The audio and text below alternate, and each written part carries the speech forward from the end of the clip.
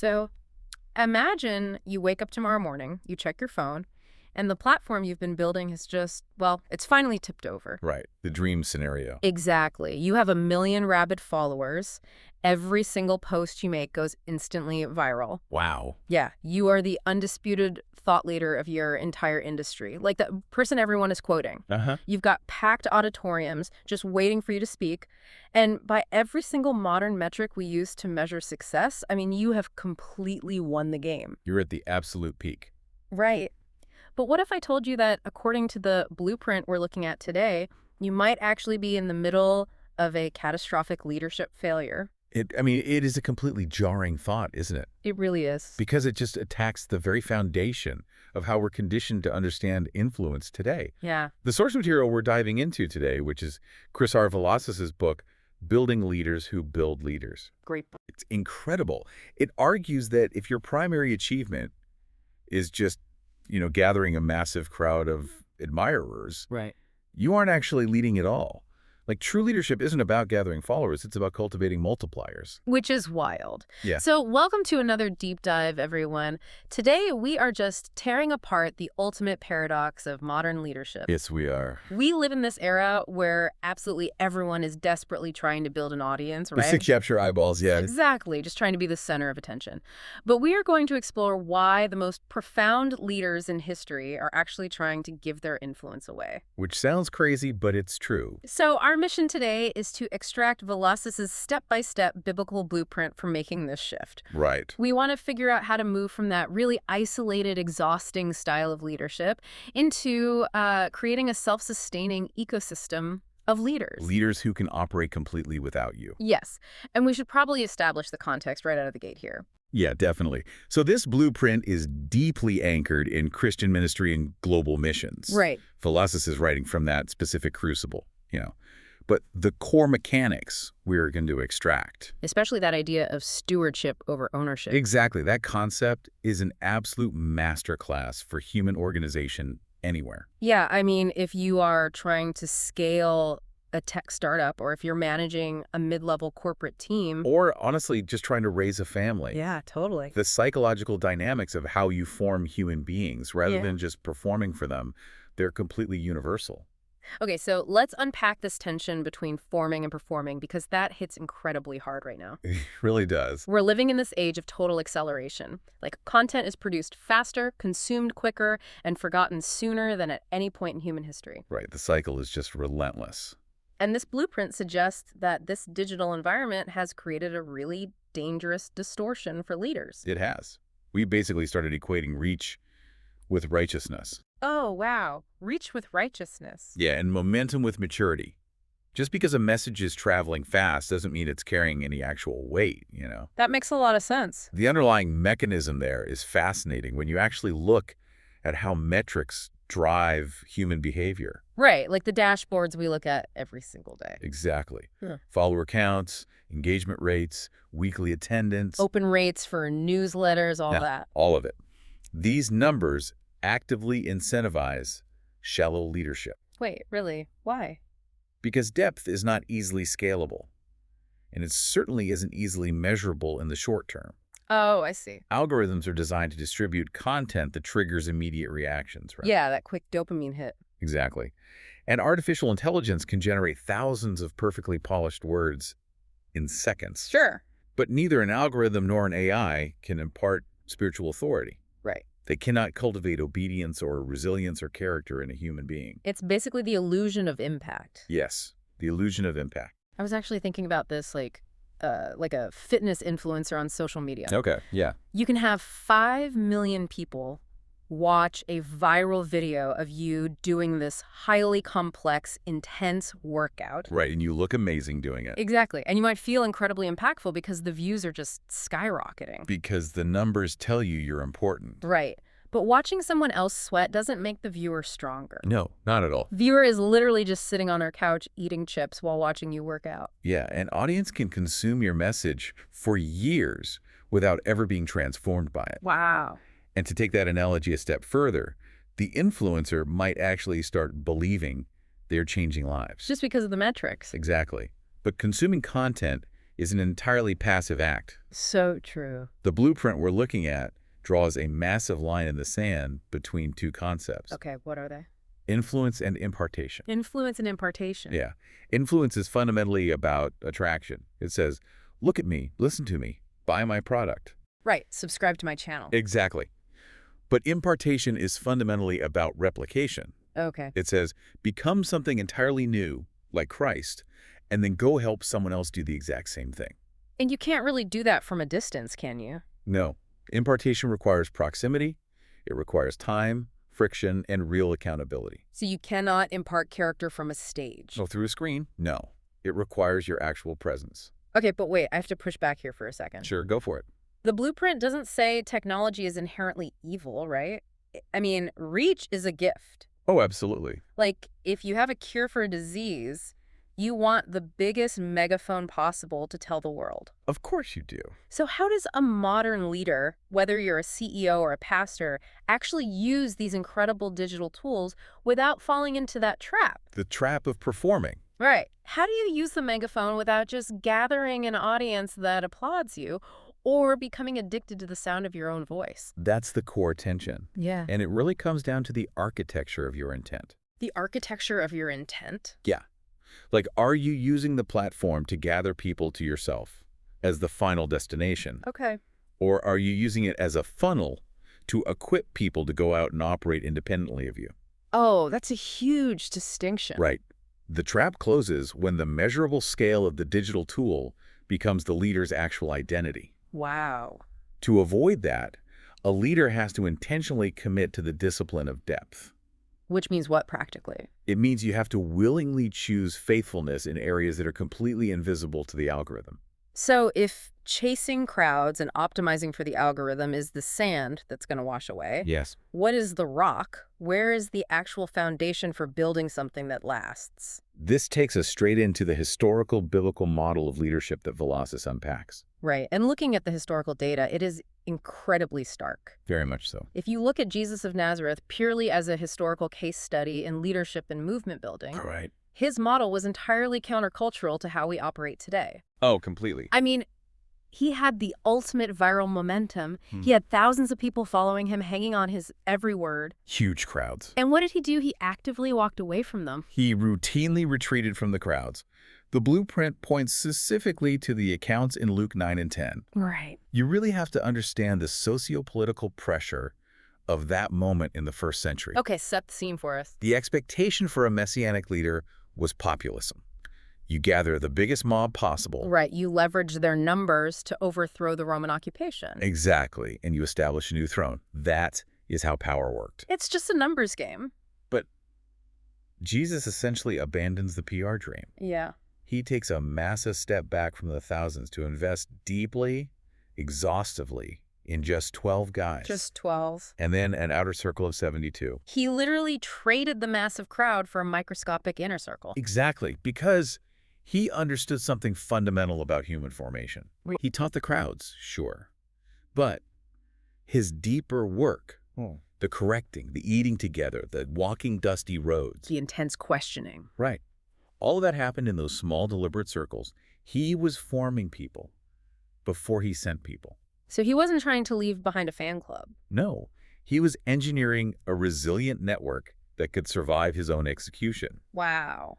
And this establishes the exact pattern that the early church, the apostolic model, ran with. Okay, let's actually look at that apostolic model because the text anchors us entirely in a single piece of ancient correspondence. Right, 2 Timothy 2.2. To me, this is the absolute linchpin of the entire philosophy we are discussing today. It really is the core text. It outlines 4 distinct generations of multiplying discipleship. You have the older leader, Paul, mentoring a younger leader named Timothy. And Paul tells Timothy to take everything he's learned and commit it to faithful people. And then what? And then those faithful people are supposed to be equipped to teach others also. So it's Paul, Timothy, faithful people, others, 4 generations. And that verse introduces the core mathematical reality of this entire deep dive. The math of the kingdom. Yes. The profound difference between addition and multiplication. Break that down for us. Addition is a linear progression. Right. If you are a charismatic leader, you speak, and 10 people listen. Right. You speak again, 20 people listen. Yeah. You are just adding to your personal tally. Makes sense. But multiplication is an exponential curve. It is the arduous work of raising leaders who possess the capacity to raise other leaders. Here's where it gets really interesting and honestly terrifying for anyone addicted to quick results. Oh, the math is brutal in the short term. It is. Let's say you are an incredibly gifted communicator. You can easily add 100 followers a day. Sure. Over a year, you've built a massive crowd. But suppose another leader isn't charismatic at all. Right. Instead, they spend their entire year pouring absolutely everything they have into just 10 people. Just 10. But they teach those 10 people how to develop 10 more leaders each. In the short term, the charismatic leader looks like a massive success, right? And the multiplying leader looks like a failure. They look totally irrelevant. But if you run that math out over 5 or 10 years, the linear leader is exhausted, constantly having to perform to keep the crowd entertained. While the multiplying leader has built a self-sustaining, unstoppable movement. Exactly. And if we look at the historical data, this is exactly how the early church expanded across the Roman Empire. Without any centralized control or mass communication. And while facing severe persecution, they utilized a decentralized, distributed network of leadership. Right. They did not measure their strengths by how many people they could cram into a single building in Jerusalem, How did they measure it? by how many capable leaders they could send out to the fringes of the empire. Okay, the math is undeniable. I mean, exponential growth always beats linear growth over time. I get it. Right. But let's look at the mechanics of this because I see a massive vulnerability here. Okay, what is it? If I teach someone, and they teach someone, and they teach someone else, and then they teach a fourth person, how on earth do you avoid a spiritual, organizational game of telephone? Like, how do you ensure the core DNA, the original message, doesn't get completely diluted or totally corrupted by the time it hits that fourth generation? It's a real risk. I mean, look at any corporate franchise, right? Quality control across decentralized locations is an absolute nightmare. That is the exact vulnerability of multiplication. Yeah. And it is precisely why so many modern organizations revert to centralized control. Right. They want to protect the brand. Exactly. But the blueprint argues that the firewall against that distortion isn't a stricter rulebook. It's not. No, or a more rigid corporate hierarchy. To prevent the telephone effect, the foundation of what you are passing down cannot merely be information or technical skill. You can't just hand someone a manual and walk away. Exactly. It requires a fundamental internal shift in the leader themselves. Yeah. The principle here is that character must precede calling. Leadership multiplies not just what we teach, but who we are at our core. Oh, wow. Meaning, if I have a brilliant strategic mind, but I am secretly deeply insecure and competitive, Yes. I'm not just going to teach my mentees my strategy, I'm going to inadvertently infect them with my insecurity. Precisely. You will reproduce your own dysfunction. That's terrifying. It is. If the core DNA being passed down is ego, the fourth generation will be an absolute disaster of competing egos. Right. That is why the internal wiring of the leader is the most critical factor. And the text identifies the starting point for this internal rewiring, right? Yes, it's a massive psychological shift. From viewing leadership as ownership to viewing leadership as stewardship. Exactly. And this is explored beautifully through the parable of the talents in Matthew 25. Right. For those who aren't familiar, it's a story where a master goes on a journey. And he entrusts his talents to 3 servants. He doesn't give it to them to keep, though. No, he expects them to manage it and multiply it. He owns it, they steward it. So how does this reframe modern leadership? It creates a profound psychological boundary. When a leader views their role, their company, or their platform through the lens of ownership, Things get toxic. yeah, possessive leadership takes root. They begin to believe, these are my people, this is my success. And when you believe you own something, your primary instinct is to protect it. Exactly. Control replaces empowerment. And that protectionism usually stems from pure insecurity. Almost always. Because if I am the owner leader, I feel like I need to be the smartest person in the room just to justify my position. Right.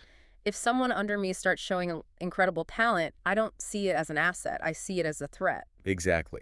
An owner leader will subconsciously stifle the growth of their most talented people out of a fear of losing their own prominence. They'll just keep people dependent on them. Yeah. But a steward operates from a completely different paradigm. A steward understands, I do not own this department. I do not own these employees. Right. I have been temporarily entrusted with them by someone higher. Whether you view that as God, a board of directors, or simply the universe, it shifts your focus. You are accountable for how you develop what was handed to you. Exactly. It completely neutralizes the insecurity that says, if my team grows, I become less important. Wow.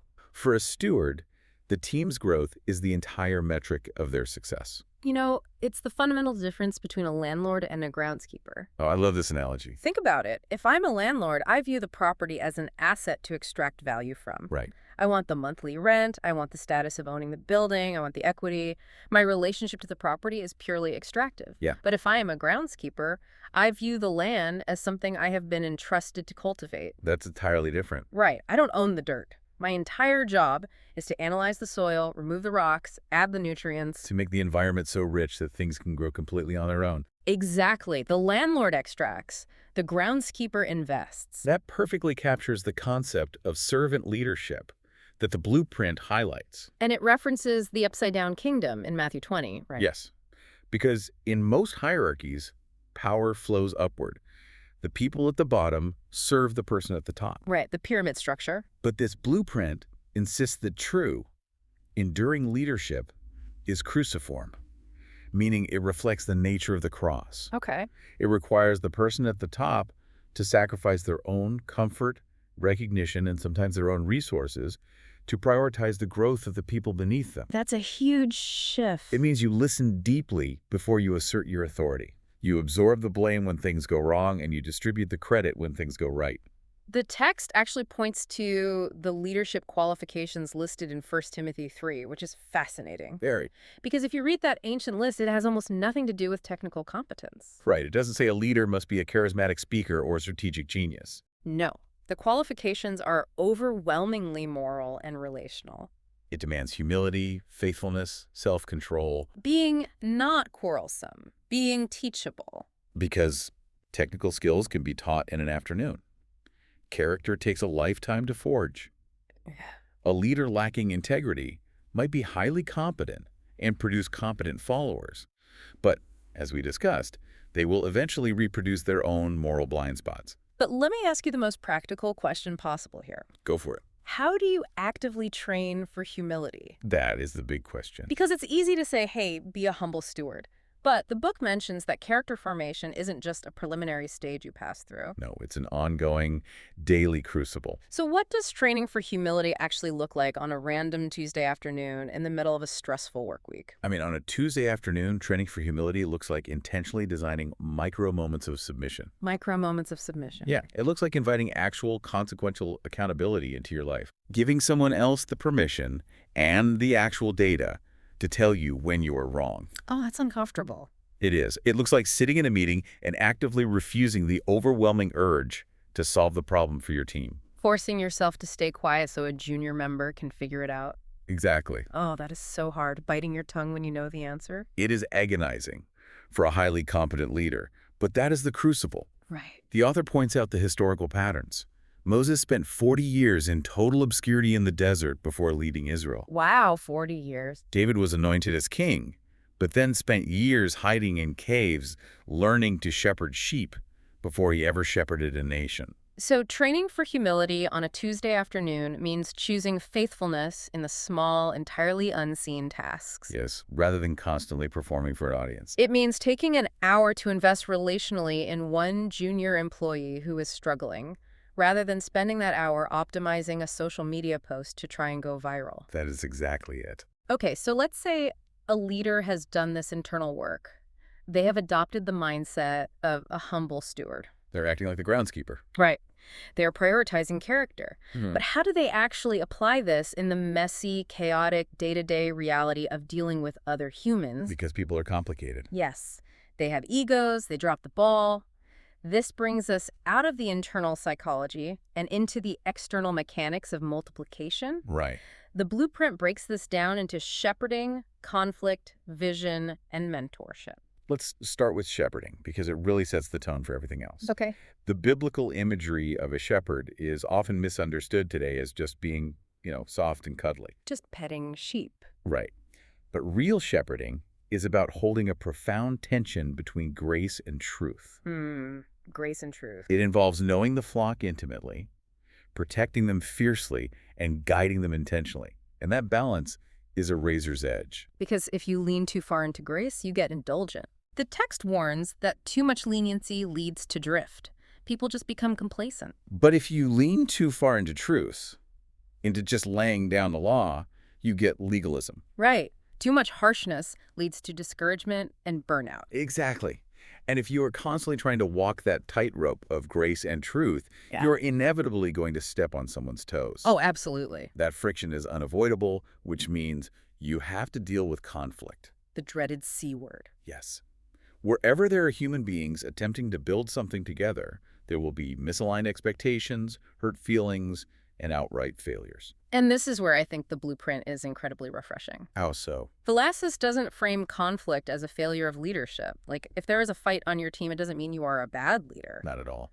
It frames conflict as a necessary opportunity for growth and a vital test of character. Yes. He uses the framework established in Matthew 18 for resolving this.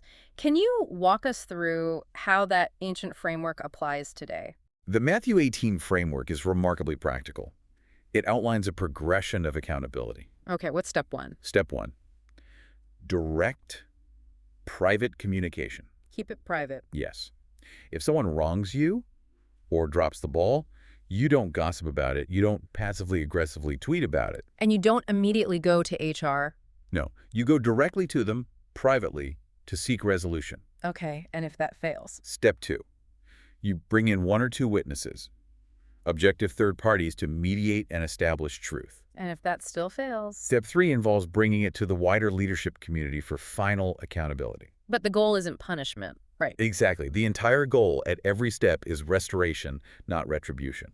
But let's be honest about human nature and modern corporate culture for a second. Oh, yeah? Almost nobody wants to do step 1. Sure. Most leaders actively avoid direct conflict.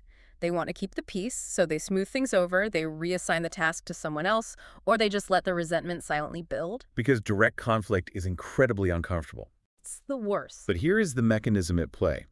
When a leader avoids conflict to maintain false harmony, Yeah. they are actually prioritizing their own emotional comfort over the growth of their team member. Wow. It is a selfish act disguised as kindness. That is a brutal truth. Biblical leadership, multiplying leadership, Yeah. uses that tension as an anvil to forge stronger, more resilient leaders. So by walking an emerging leader through the Matthew 18 process... You are teaching them not to run from difficult conversations. Right. You are equipping them with the emotional regulation and wisdom to navigate human friction. If they can't do that, they can never lead effectively. That reframes the whole thing. Avoiding conflict isn't being nice, it's stunting their growth. Exactly. Okay, once you navigate the conflict, you have to actually point them somewhere, which requires vision casting. Yes. The book quotes that famous line from Proverbs 29.18, where there is no vision, the people perish. Classic verse. But it makes a really subtle, critical distinction here. It's not enough for the leader to just have the vision. Yeah. The vision has to move from being exclusively owned by the leader to being carried by the many. This is where a lot of visionary leaders get stuck. Really? How? They are brilliant at articulating the mission from the stage. They can paint a picture of the future that gets everyone excited, Right. but they never build the bridge for others to actually participate in bringing that vision to life. To transition a vision from owned to carried requires mentorship. And mentorship is the absolute, undisputed engine of this entire multiplication process. Without a doubt. We talked earlier about algorithms and programs. A lot of organizations try to scale mentorship through training modules, automated onboarding, or standardized curriculum. And those tools can inform, absolutely. They can transfer data, but only relationships can transform behavior. Wow. Jesus' model was staggeringly relational. He didn't just lecture his disciples, he lived with them. Effective mentorship requires high-frequency engagement. It requires honest, real-time feedback, and most importantly, it requires the deliberate, gradual transfer of responsibility. This is the part I was most excited to talk about. Oh, yeah. The book uses a phrase that I absolutely love, and I wrote it down immediately. It says you have to give emerging leaders responsibility before comfort. Is a great phrase. You have to give them the weight before they feel fully ready to carry it. Yes. But practically speaking, as a manager or a mentor, how do you do that without setting someone up to fail disastrously? It's tough. Where is the line between stretching a new leader so they grow and breaking them so they quit? It is a delicate, high-stakes balance, and it circles right back to the shepherd's mix of grace and truth. Okay. Scaffolding responsibility means you give them real, consequential authority. You allow them to make actual decisions where the outcomes matter. And crucially, When they inevitably make a mistake, you allow them to feel the natural consequences of that mistake. You do not rush in and rescue them from the discomfort of failure. so you let them drop the glass? You let them drop the glass, but you do not abandon them in the mess. You help them. You stand beside them while they sweep it up. You correct the action with absolute clarity. That's the truth. But you affirm their identity and your belief in them. That's the grace. I love that. You start by giving them a weight they can barely carry. You watch how they manage the stress, how they ask for help, how they handle the friction. As their strength and character grow, you incrementally increase the responsibility. You are constantly testing their faithfulness to the process, not just their raw talent. So it's a controlled burn. You are letting them experience the heat of leadership while you are still close enough to grab the fire extinguisher if the whole building is about to go up. Exactly. And let's play this out to its logical conclusion. Okay, let's do it. Let's say you do this perfectly. You have adopted the mindset of a steward. You have shepherded this emerging leader through the tension of grace and truth. You have navigated the messy conflicts with them. You have transferred the vision, so they carry it in their bones. Yeah. You have mentored them, stretched them with responsibility, and watched them grow into a highly capable, faithful, dynamic leader. They are now the most valuable person on your team. Absolutely. They are the one who makes your life easier, who hits every target, who anticipates your needs. They are your star player. Yes. Which brings us to what is undoubtedly the most difficult, counterintuitive, and heart-wrenching step in this entire blueprint. The ultimate act of love, sending them away. Yes, sending. I read this section, and my immediate reaction was, absolutely not. Oh, you and every other leader. I mean, the text argues that the true final measure of a church, a company, or any individual leader is not their seating capacity, how many people they can gather in their room, but their sending capacity. It brings up the church in Antioch from Acts chapter 13. A prime example. They had this incredible brain trust. They had Paul and Barnabas, arguably the greatest theological and strategic minds of the first century, right there in their local congregation. Right there with it. And what did they do? They voluntarily sent their best people away into the mission field. They did. It wasn't viewed as a tragic depletion of their local resources. It was viewed as an act of radical obedience. We have to acknowledge the profound emotional and organizational cost of true discipleship here. It's massive. When you have poured years of your life into training someone, when they have finally become brilliant and productive, the temptation to hoard that talent is immense. I can imagine. It is so much easier and so much more beneficial to your own brand to keep gifted people close. You want to retain that influence. You want them building your platform. Exactly. Sending means deliberately releasing the very people who most strengthen your immediate, visible ministry or business. I'm thinking about this from a corporate perspective, right? If I am a regional manager and I have spent 3 years developing an absolute rock star salesperson, they are hitting 150% of quota. They're the only reason I am getting my quarterly bonus. Right. And you are telling me that ultimate leadership means I should actively advocate for them to take a promotion in a different region or even leave the company to start their own thing? Yes. You are asking me to sabotage my own immediate, measurable success. That feels insane. Under the paradigm of ownership, it is insane. It is terrible business. Right. Because an owner believes there is a finite amount of success, and losing a star player diminishes their empire. But under the paradigm of stewardship, Keeping that person when they are ready to fly is actually a form of captivity. wow, captivity. Sending is an act of profound faith. It operates on an entirely different economic principle. How so? You are entrusting these leaders to a world you do not control, to tackle problems you will never see, and you are choosing to celebrate an impact that happens entirely beyond your visibility. It is exactly like parenting. Oh, that's a perfect comparison. The entire fundamental goal of raising a child is to make yourself utterly obsolete. Right. If you have a 30-year-old child who still needs you to cut their food, manage their bank account, and make their daily decisions, You'd have failed. you have not succeeded as a parent, no matter how close your relationship is or how much they admire you. Exactly. True love, the deepest kind of parental love, is equipping them with everything they need to leave you, to go out and thrive in contexts where you have absolutely no control. That is a beautiful and challenging parallel. Yeah. And just like parenting, the moment of sending is deeply painful. It has to be. A leader who willingly sends their best people is effectively declaring with their actions, the overarching mission matters more than my personal platform. Right. This is the ultimate fulfillment of building your house on the rock, as mentioned in Matthew 7. You are no longer just building a career. You're creating a legacy that will physically outlive you. But man, this has to be terrifying for a leader whose entire identity is wrapped up in being the boss, you know? Oh, absolutely. Or the guru, the indispensable center of the universe. Yeah. If your whole sense of self-worth, your dopamine hit every morning, comes from people needing you and asking for your advice. Then sending your best people away feels like a kind of ego death. An ego death, wow. It is an ego death. There's no way around that. Yeah. But as Velazquez points out, on the other side of that death is a unique, profound joy that the owner-leader will never experience. What kind of joy? It is the joy of seeing those you have invested in step fully into their own calling. Oh, I see. It is the deep satisfaction of a teacher sitting in the back row watching their student become the master teacher, a disciple becoming a discipler. That's beautiful. You realize that your influence didn't shrink when they left, it multiplied exponentially. Because they're out there doing it too. Your reach expanded not by holding on tighter, but by letting go entirely. What is released in faith is multiplied in impact. Man, we have covered a massive amount of ground today. We really have. Let's trace the journey we just took, because the arc of this blueprint is incredible. Let's do it. We started by looking at the trap, the false dopamine-driven metrics of the digital age, and how terrifyingly easy it is to equate a crowd of passive consumers with true impact. Right. Watching someone sweat isn't working out. Exactly.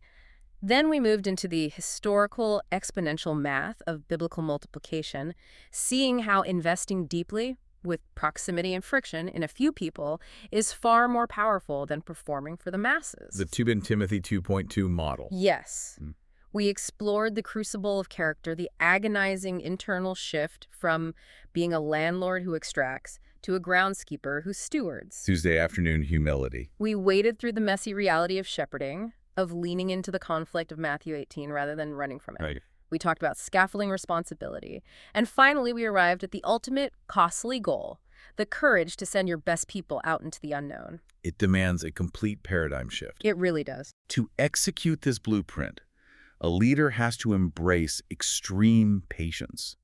They have to commit to relational investment that is often tedious. And most importantly, They require a willingness to be completely uncelebrated by the masses in order to be deeply, generationally impactful for the few. and I want to bring this right to you listening to us right now. Yeah. You might be thinking, this is great for a CEO or a megachurch pastor, but I'm just a middle manager. Right. You do not need a massive platform, you don't need a best-selling book, and you don't need 1 million followers to apply this blueprint today. Not at all. If you are mentoring one junior employee at your company and showing them the ropes, if you are coaching one little league team on a dusty field, Or if you are raising one single child in your home. yes, you have the opportunity right this second to move from the exhaustion of addition into the legacy of multiplication. You just have to make the choice. You have to ask yourself the hard question. Are you just trying to be heard by as many people as possible, or are you trying to build someone who can build others? That is the pivotal question of our age. Are we just building audiences who will applaud us until the next trend comes along? Or are we doing the quiet, agonizing work of building leaders? So think about this as we wrap up today. We can trace spiritual and intellectual lineage the exact same way we trace family trees. It's true. What if the greatest, most profound, most world-changing impact you will ever have on this earth is going to be accomplished by someone whose name you will never even know? Wow. Simply because decades from now, they were mentored by the person who was mentored by the person that you chose to faithfully, quietly invest in today. It is a staggering thought. The slow, relational work that feels entirely hidden and unrewarded today is exactly the mechanism that produces a generational legacy tomorrow. So going back to that million followers watching you on a screen, Right. if they're just watching you sweat, maybe it's time to step off the stage, walk into the crowd, and hand somebody else the weights. Amen to that. Thank you for joining us on this deep dive. Keep building.